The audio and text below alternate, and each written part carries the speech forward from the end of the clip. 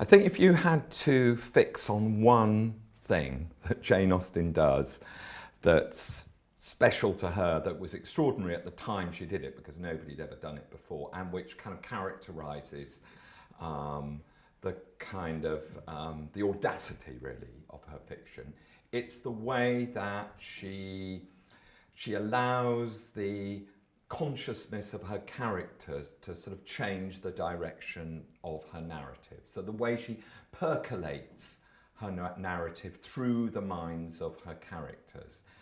There's a name for this actually, but it's not a name that Jane Austen had in her armoury. It's called free indirect style, but that name was given to this technique much, much later in the history of the novel. And in the early 19th century, when Jane Austen was writing, it was a technique that nobody really tried before. In Sense and Sensibility, what it means is that a lot of the time, the narrative, when it's being most sort of judicious and judgmental, is not reflecting Jane Austen's point of view so much as reflecting Eleanor's point of view, her consciousness of what's going on. And it's the reason I think people sometimes think that Eleanor, who is after all only 19 years old, is rather sort of preternaturally judicious and even moralistic, because the really crucial judgments in the novel come from her, not from the author. And I often think that the great thing about Jane Austen is that unlike some other wonderful novelists, Dickens or George Eliot, she's not really there in her novels at all, actually.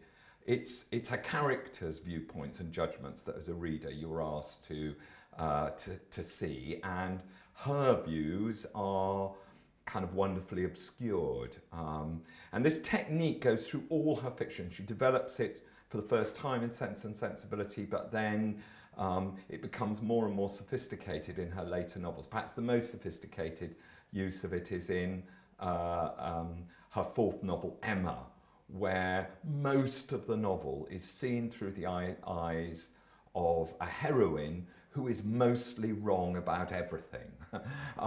And so when you read it, you are sharing in her delusions, in her misjudgments.